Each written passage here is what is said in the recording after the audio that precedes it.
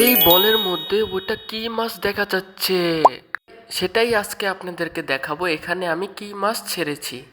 আসসালামু আলাইকুম সবাইকে, আশা করি হয়তো সবাই ভালো আছেন। আমার এই বলের মধ্যে হয়তো দেখতে পারতেছেন ওখানে মাছগুলা আছে।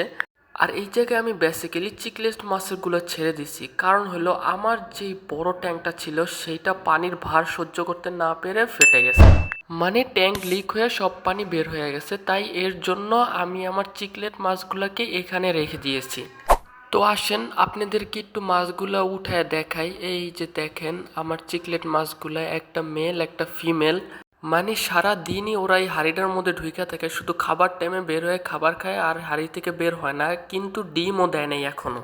আপনারা হয়তো ক্লিয়ারলি দেখতে পারতেছেন না। এই দেখেন এখানে আমার চিকলেট দুইটা আছে। এখন বলবেন কালো দুইটা কই? কালো দুইটাকে আমি দিয়ে আসছি, ওদের জন্য আমি আলাদা আবার সেট আপ করবো ইনশাল্লাহ। আর আমি আমার এই চিকলেট মাছের সেট আপটা আরও সুন্দর করে ফেলবো, ওদের ট্যাঙ্কটা ঠিক করে আমি হারিয়ালি করে ফেলবো ইনশাল্লাহ। তো চিকলেট মাছের আপডেট যদি জানতে চান আমাদের চ্যানেলটি সাবস্ক্রাইব করে আমাদের ফ্যামিলি মেম্বার হয়ে যান।